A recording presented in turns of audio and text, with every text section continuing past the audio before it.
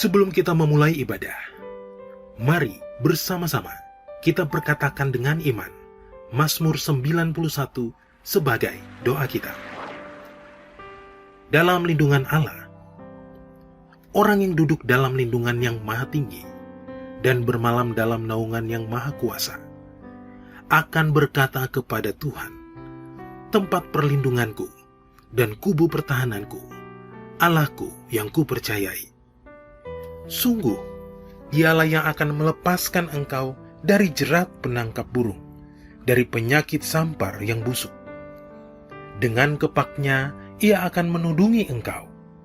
Di bawah sayapnya, engkau akan berlindung. Kesetiaannya ialah perisai dan pagar tembok. Engkau tak usah takut terhadap kedahsyatan malam, terhadap panah yang terbang di waktu siang, terhadap penyakit sampar yang berjalan di dalam gelap, terhadap penyakit menular yang mengamuk di waktu petang.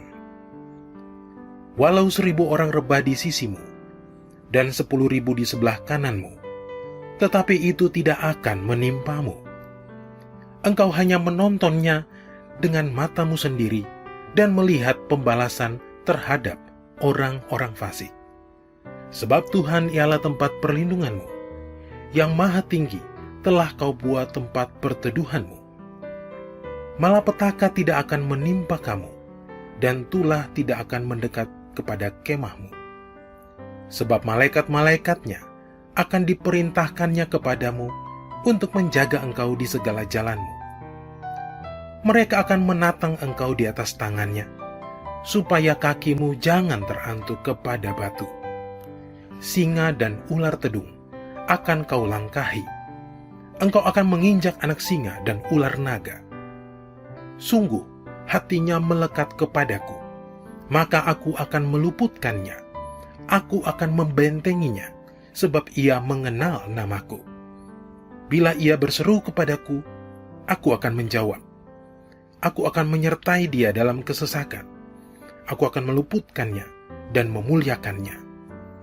Dengan panjang umur akan kukenyangkan dia, dan akan kuperlihatkan kepadanya keselamatan daripadaku.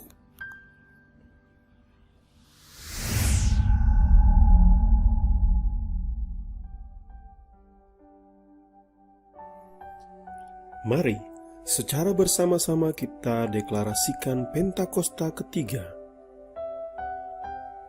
Pentakosta ketiga adalah pencurahan Roh Kudus yang dahsyat di zaman now, melebihi yang terjadi di Azusa Street. Pentakosta ketiga akan mengakibatkan penuaian jiwa yang terbesar dan terakhir sebelum Tuhan Yesus datang kembali. Pentakosta ketiga akan membangkitkan generasi Yeremia, yaitu anak-anak muda yang dipenuhi oleh Roh Kudus, cinta mati-matian kepada Tuhan Yesus, tidak kompromi terhadap dosa dan akan bergerak untuk memenangkan jiwa. Pentakosta ketiga lahir di Indonesia yang bergerak ke bangsa-bangsa. Gerakan ini dari timur ke barat dan akan kembali ke Yerusalem. Pentakosta ketiga akan memberikan kuasa untuk menyelesaikan amanat agung, dan setelah itu Tuhan Yesus datang kembali.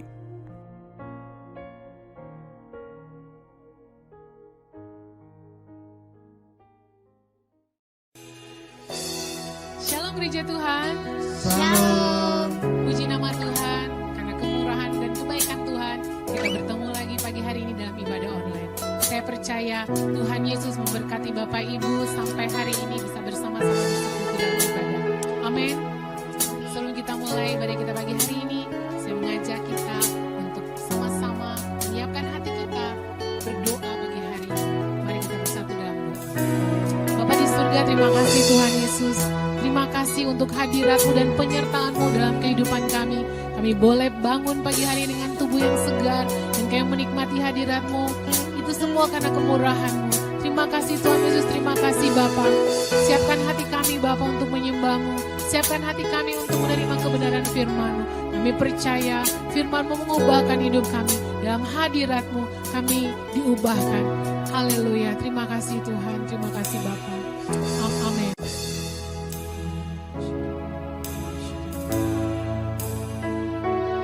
Haleluya.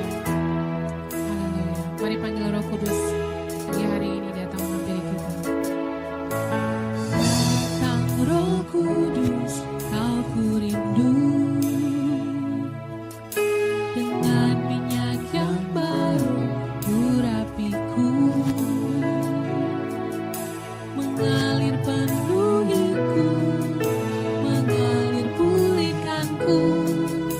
Urapanmu mengubah hidupku. Panggil dia, datang Roh Kudus, kau ku rindu.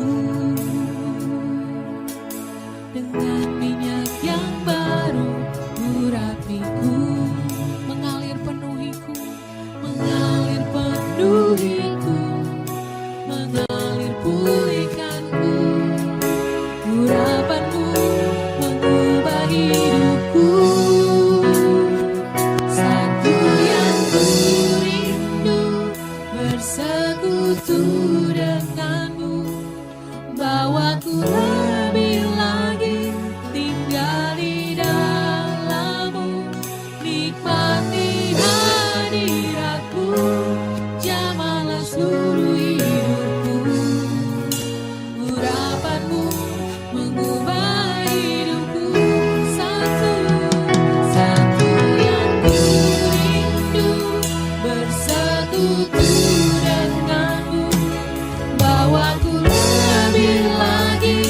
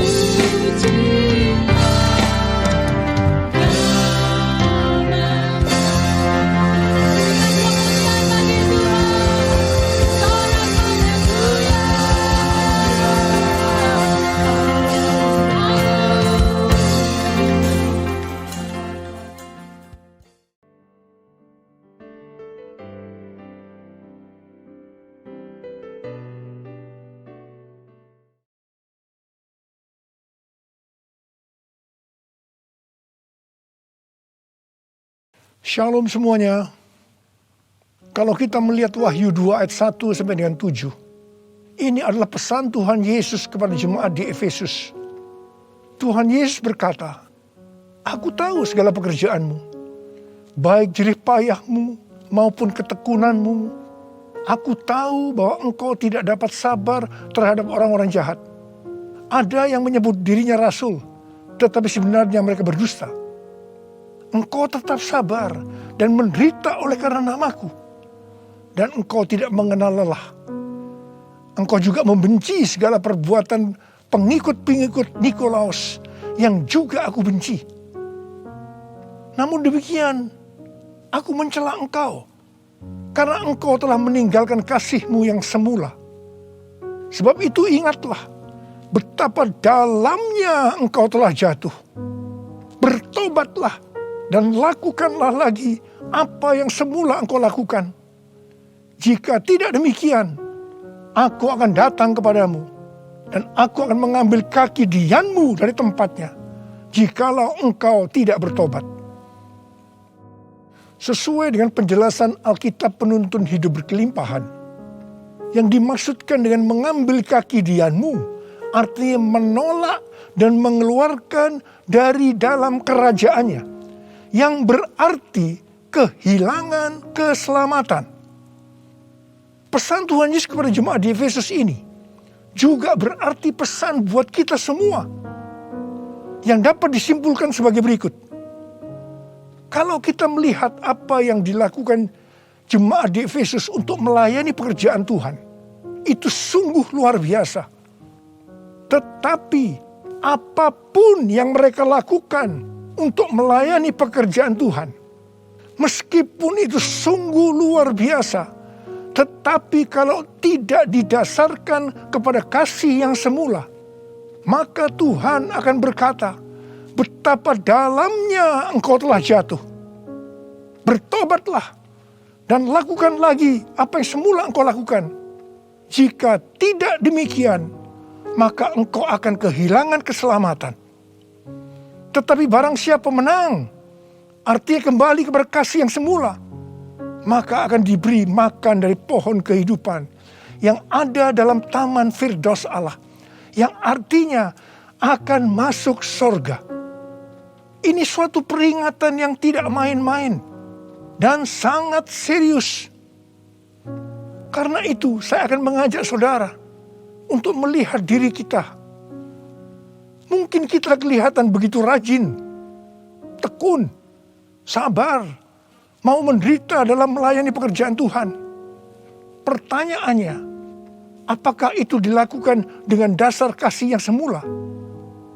Banyak orang yang kelihatan luar biasa dalam melayani pekerjaan Tuhan, bukan karena didasarkan kepada kasih yang semula, tetapi karena kewajiban atau ada motivasi yang lain.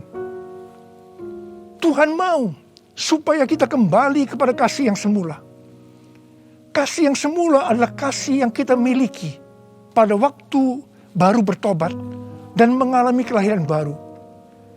Waktu saya baru bertobat dan mengalami kelahiran baru, saya begitu haus akan Tuhan, akan firman-Nya. Dan saya selalu menjaga kehidupan saya agar selalu hidup kudus sesuai dengan firman Tuhan. Dan puji Tuhan, ini tetap saya jaga sampai dengan hari ini. Bahkan kasih saya kepada Tuhan semakin bertambah. Orang yang memiliki kasih yang semula pasti akan hidup sama seperti Kristus telah hidup. Orang yang memiliki kasih yang semula pasti hidup sebagai orang yang berintegritas, hidup tulus dan jujur di hadapan Tuhan. Orang yang memiliki kasih yang semula pasti akan keluar sebagai pemenang. Orang yang memiliki kasih yang semula akan ikut dalam pengangkatan dan masuk surga. Yang percaya katakan amin. Cinta kau Yesus, hanya engkau bagiku Yesus.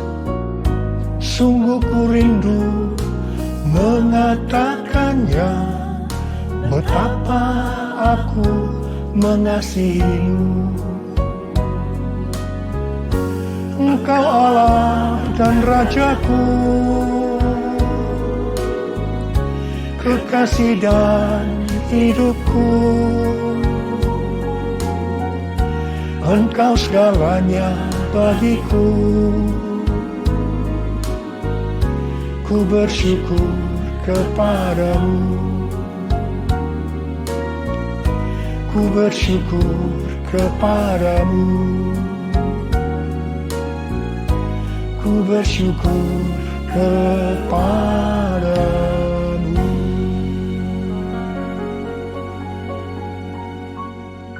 Pada waktu Tuhan Yesus ditanya oleh murid-muridnya tentang tanda kedatangannya kembali dan tanda kesudahan dunia ini, Tuhan Yesus menjawab dalam Lukas 21 ayat 11 bahwa salah satunya adalah penyakit sampar. Jadi COVID-19 ini adalah salah satu tanda dari kedatangan Tuhan Yesus kembali dan tanda kesudahan dunia ini. Awal tahun 2009, Tuhan berbicara kepada saya dengan sangat serius dari Wahyu 3 ayat 11 bagian A. Aku datang segera. Aku datang segera. Saya gemetar dan bertanya, Tuhan, apa yang akan Tuhan lakukan? Dan apa yang harus saya kerjakan? Lebih kurang 6 bulan kemudian, Tuhan baru menjawab pertanyaan saya dengan berkata, Aku akan mencurahkan rohku. Aku akan mencurahkan rohku. Pada saat aku mencurahkan rohku, akan terjadi seperti Yoel 2, ayat 28 sampai dengan 32. Akan ada 3 tanda yang terjadi. Tanda yang pertama, anak-anak, pemuda, orang tua akan dipakai Tuhan secara luar biasa. Tanda yang kedua, mujizat-mujizat akan terjadi secara luar biasa. Tanda yang ketiga, goncangan-goncangan juga terjadi secara luar biasa. Melalui 3 tanda ini, maka Yoel 2 ayat 32 akan terjadi. Yaitu akan banyak orang yang berseru kepada nama Tuhan. Dan mereka yang berseru kepada nama Tuhan akan diselamatkan. Jadi akan terjadi penuaian jiwa besar-besaran. Tahun 2013, Tuhan memberikan nama untuk pencurahan Roh Kudus ini adalah Pentakosta yang ketiga. Jadi salah satu tanda terjadinya Pentakosta yang ketiga adalah goncangan-goncangan. Sejak tahun 2009, hampir di setiap khotbah saya selalu mengingatkan tentang goncangan ini. Saya sering berkata, kalau saudara percaya akan terjadi goncangan-goncangan, katakan amin. Tetapi sering aminnya hanya sekedar berkata amin saja. Saya selanjutnya akan berkata, saudara tidak berkata amin pun, goncangan pasti terjadi. Biasanya kita akan tertawa setelah saya berkata seperti itu. Tetapi siapa mengira tanggal 2 Maret tahun 2020, Presiden Jokowi mengumumkan bahwa COVID-19 masuk ke Indonesia. Mulai saat itu goncangan karena pandemi COVID-19 mulai terjadi dan sampai dengan hari ini belum selesai. Banyak orang yang khawatir, ketakutan, bosan, jenuh, depresi. Ada juga yang sakit dan tidak sedikit yang meninggal. Pandemi ini juga mengakibatkan terjadinya krisis ekonomi. Ditambah lagi hari-hari ini pandemi semakin ganas dengan adanya varian Delta yang membuat penularannya jauh lebih cepat. Yang paling penting yang harus kita lakukan dalam menghadapi pandemi ini adalah kita harus makin sungguh-sungguh untuk mempersiapkan diri kita dalam menyambut kedatangannya yang kedua kali. Sebab Tuhan Yesus sendiri berkata bahwa sampar dalam hal ini COVID-19 adalah salah satu tanda akan kedatangannya yang kedua kali. Karena itu, seperti pesan Tuhan Yesus kepada jemaat di Efesus, Yang berarti ini juga pesan buat kita semua pada zaman ini, bahwa kita harus kembali kepada kasih yang semula. Sebab hanya orang yang memiliki kasih yang semula yang akan ikut dalam pengangkatan. Yang percaya katakan amin.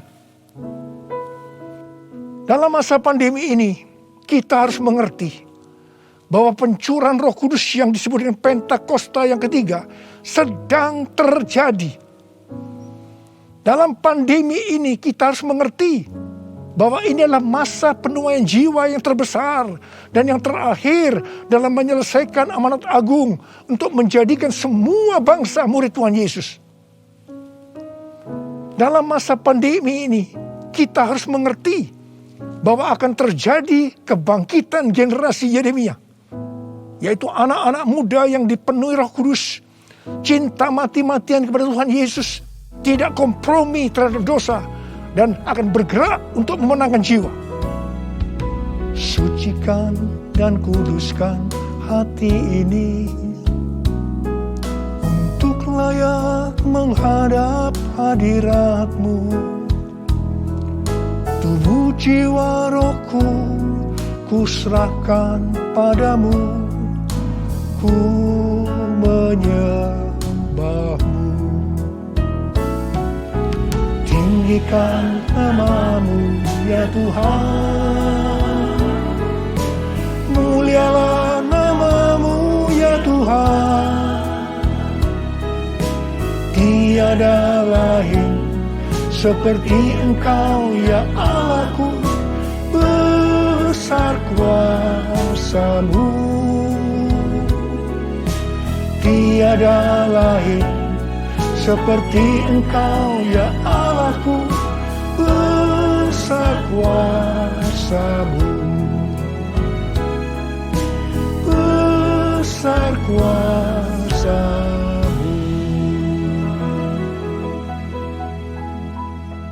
Mazmur 127 ayat 1 dan 2 berkata, jikalau bukan Tuhan yang membangun rumah, sia-sialah usaha orang yang membangunnya. Jikalau bukan Tuhan yang mengawal kota, sia-sialah pengawal berjaga-jaga. Sia-sialah kamu bangun pagi-pagi dan duduk-duduk sampai jauh malam, dan makan roti yang diperoleh dengan susah payah. Sebab Ia memberikannya kepada yang dicintainya pada waktu tidur. Ayat ini mengingatkan kita bahwa dalam segala hal, termasuk dalam masa pandemi ini, kita harus mengandalkan Tuhan. Termasuk dalam hal membangun rumah, termasuk dalam hal perlindungan. Sesuai dengan Mazmur 91 dikatakan, kalau kita menjadikan Tuhan sebagai tempat perlindungan dan kubu pertahanan kita, maka kita tidak usah takut terhadap kedahsyatan malam, terhadap panah yang terbang di waktu siang, terhadap penyakit sampar yang berjalan di dalam gelap, terhadap penyakit menular yang mengamuk di waktu petang, termasuk dalam hal mencari nafkah di tengah-tengah krisis ekonomi yang terjadi hari-hari ini. Kita harus tetap mengandalkan Tuhan. Mungkin ada di antara saudara yang kena PHK, atau mungkin mengalami kesulitan karena banyak faktor sehingga mengalami kerugian, kesulitan untuk mencari keuntungan. Tetapi sesuai dengan ayat firman Tuhan tadi, kita diingatkan bahwa Tuhan justru akan memberikan berkat-Nya kepada yang dicintainya pada waktu tidur. Berkat yang diberikan pada waktu tidur di sini bisa diartikan berkat yang diberikan bukan karena kehebatan kita, bukan karena prestasi kita, bukan karena kekuatan kita, bukan karena kepandaian kita, juga bukan karena usaha kita yang mati-matian.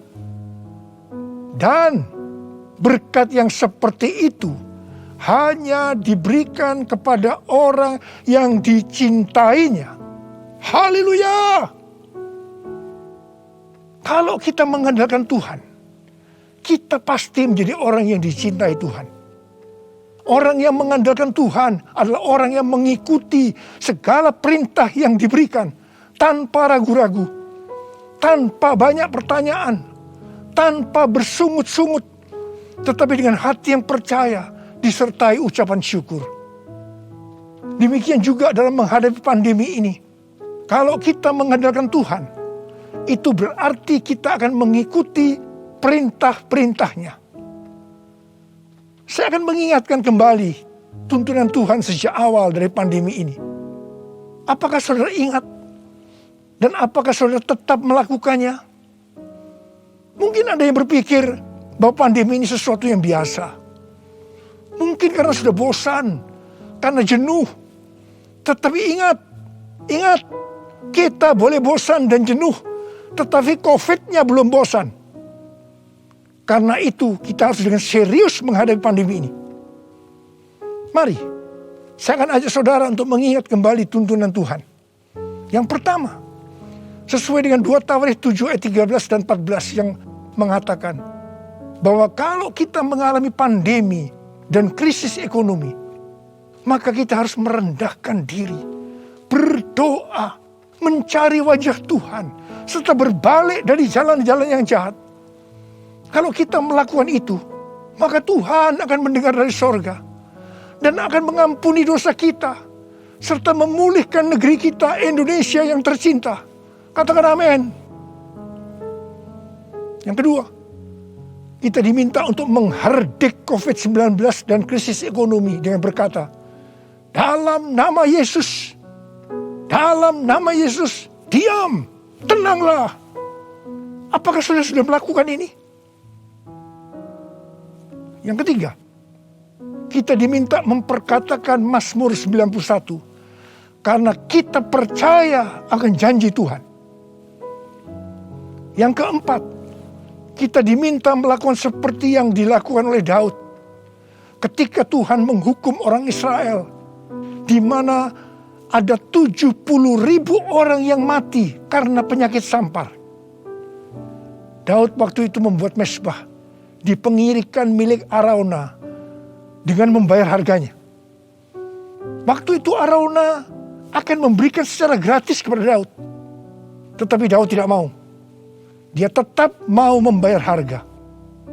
Setelah Daud membuat mezbah, maka tulah sampar itu berhenti. Kalau kita mengharapkan pandemi akan berhenti, maka kita sebagai gereja-gereja Tuhan harus membuat mezbah, doa, pujian, dan penyembahan bersama-sama dalam unity. Minta belas kasihan turun. Minta belas kasihan turun ke atas Indonesia. Gereja jangan saling menyalahkan satu sama lain. Gereja jangan saling menjelekkan. Gereja harus membayar harganya dengan unity. Yang kelima, sesuai dengan Yesaya 26 ayat 20 dan 21. Maka kita diminta oleh Tuhan untuk bersembunyi barang sesaat lamanya, sampai amarah itu berlalu. Karena Tuhan akan menghukum penduduk bumi karena kesalahannya. Amsal 27 ayat 12 berkata, kalau orang bijak melihat malapetaka, bersembunyilah ia. Tetapi yang tidak berpengalaman berjalan terus, lalu kena celaka. Karena itu, mari, biarlah kita menjadi orang yang bijak. Bersembunyi di sini bisa diartikan, kalau tidak ada keperluan mendesak, kita diam di rumah. Dan juga kita harus melakukan 6M. Yang pertama, memakai masker. Yang kedua, mencuci tangan dengan sabun. Yang ketiga, menjaga jarak. Yang keempat, mengurangi mobilitas. Yang kelima, menjauhi kerumunan. Dan yang keenam, melakukan vaksinasi. Yesus, Kaulah pembelaku. Pada siapa aku harus takut? Yesus, kau perlindunganku. Ku tak gentar menghadapi musuh. Sekarang tegaklah kepalaku, hadapi lawanku yang berada di sekelilingku. Dan mulutku memuji, bermazmur bagimu, bersorak bagi kebesaran-Mu. Sekarang tegaklah kepalaku, hadapi lawanku yang berada di sekelilingku. Dan mulutku memuji, bermazmur bagimu, bersorak bagi kebesaran-Mu. Bersorak bagi kebesaran-Mu, bersorak bagi kebesaran-Mu.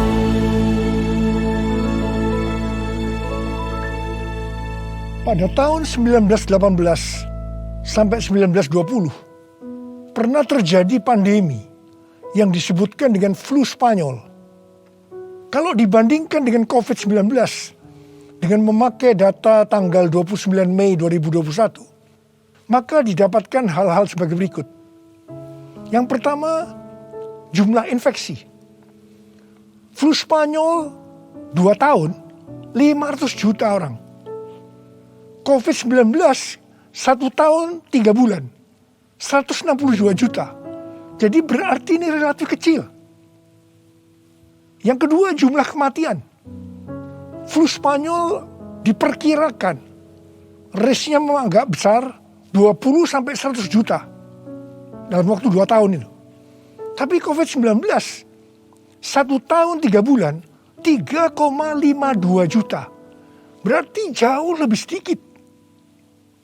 Kemudian jumlah negara yang terpapar.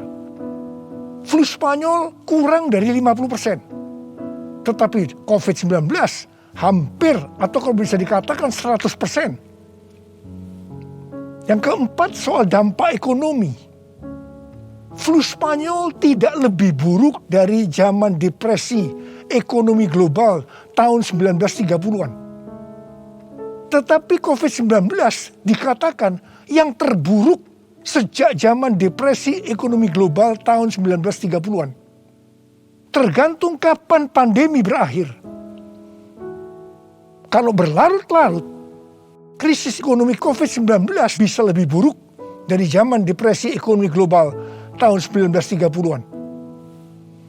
Tetapi yang paling menonjol dari COVID-19 ini adalah angka depresi, kecemasan, stres justru tertinggi sepanjang sejarah.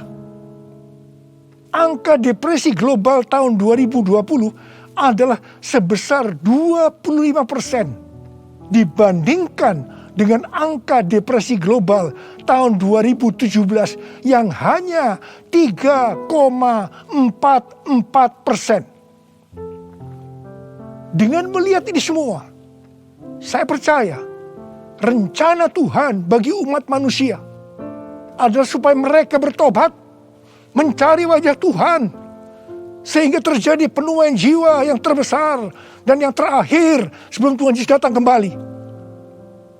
Sesuatu yang mengherankan dari flu Spanyol ini adalah bahwa setelah infeksi gelombang kedua yang meningkat secara luar biasa, tiba-tiba virusnya menghilang.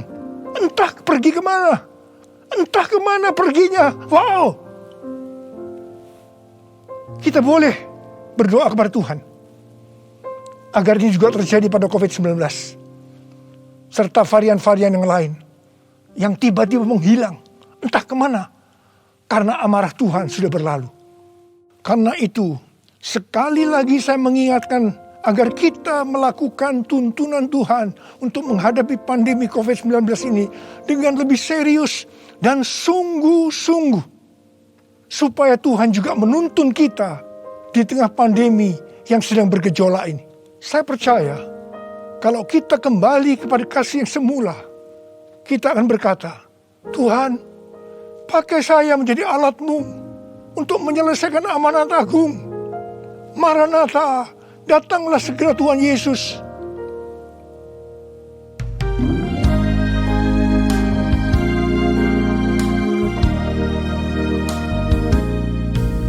Tuhan, ini aku, jadikanlah ku alat-Mu untuk memberitakan Injil-Mu. Tuhan, ini aku, jadikanlah ku hamba-Mu untuk melakukan firman-Mu. Penuhi hidupku dengan Roh-Mu, agar ku jadi saksi-Mu. Pakailah hidupku dan urapilah untuk kemuliaan nama-Mu. Untuk kemuliaan nama-Mu. Untuk kemuliaan nama-Mu. Urialaba syaralaba kana marabala. Oh yalala bara. Oh yalala bara.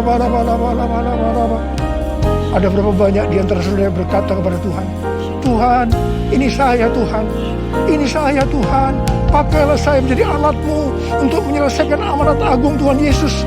Saudara boleh angkat tangan saudara. Kau melihat anak-anak-Mu yang sedang mengangkat tangan Tuhan.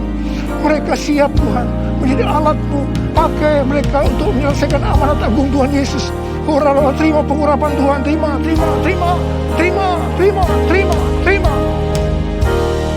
Oh Tuhan Yesus, di tengah-tengah pandemi hari-hari ini Tuhan, biarlah kami mengerti, kami harus kembali kepada kasih yang semula.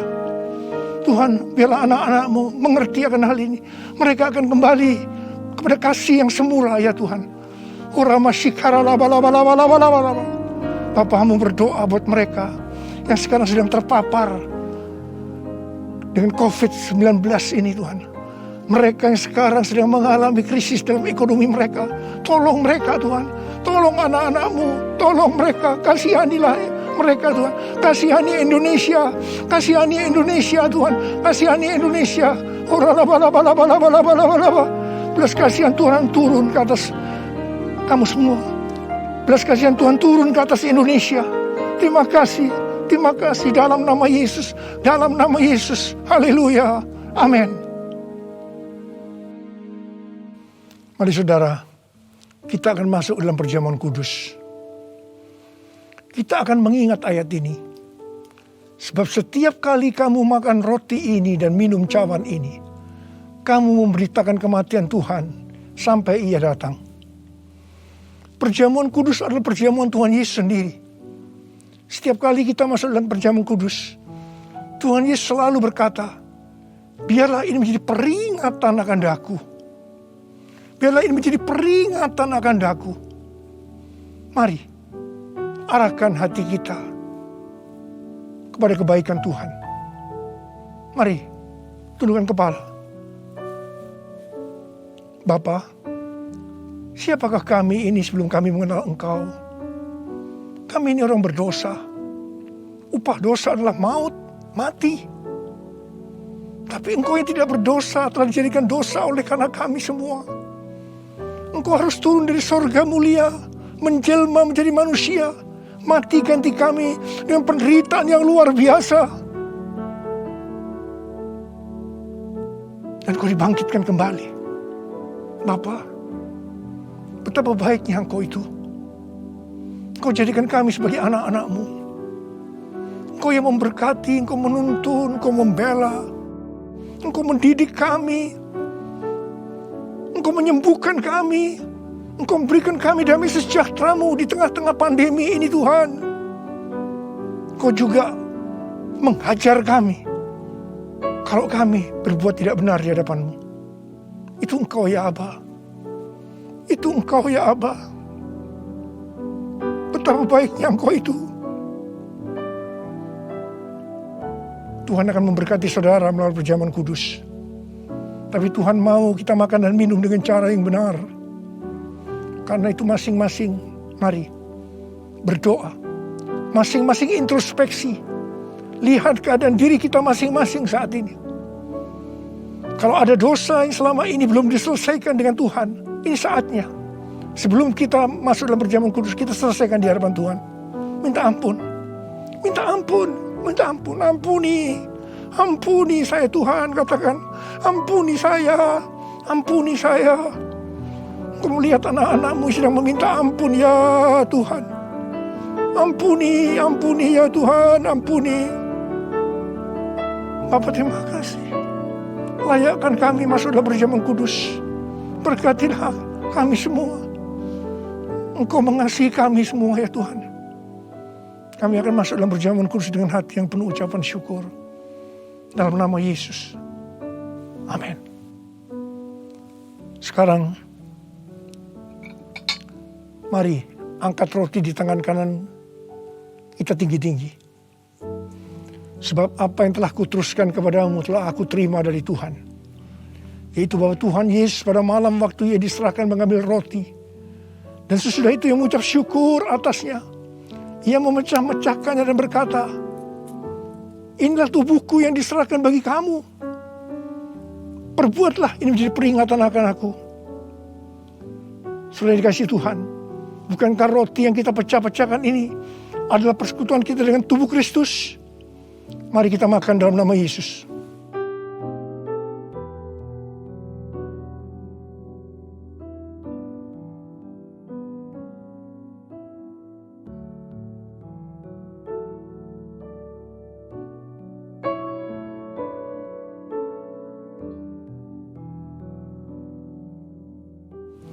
Sekarang angkat cawan di tangan kanan kita tinggi-tinggi. Demikian juga ia mengambil cawan sesudah makan lalu berkata, cawan ini adalah perjanjian baru yang dimeteraikan oleh darahku. Perbuatlah ini setiap kali kamu meminumnya menjadi peringatan akan aku. Sudah dikasih Tuhan, bukankah cawan pengucapan syukur yang atasnya kita ucapkan syukur adalah persekutuan kita dengan darah Yesus? Mari kita minum dalam nama Yesus.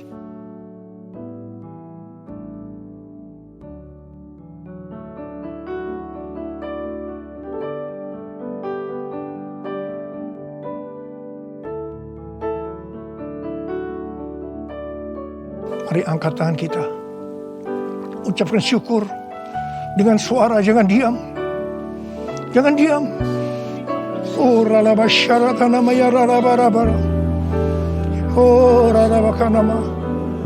Yesus, terima kasih ya Tuhan Yesus. Oh rabakanama yararabarabaraba. Oh rabakanama yararabara. Terima kasih Tuhan. Terima kasih Tuhan, Kau baik. Engkau baik ya Tuhan. Dalam seluruh hidup kami Engkau baik Tuhan. Engkau baik. Engkau baik Tuhan. Engkau baik Tuhan. Engkau baik. Terima kasih. Terima kasih. Terima kasih. Mari katakan bersama saya. All my life you have been faithful. And all my life you have been so good. With every breath that I am able, I will sing of the goodness of God. All my life you have been faithful, and all my life you have been so good. With every breath that I am able, I will sing of the goodness of God. I will sing of the goodness of God. I will sing of the goodness of God.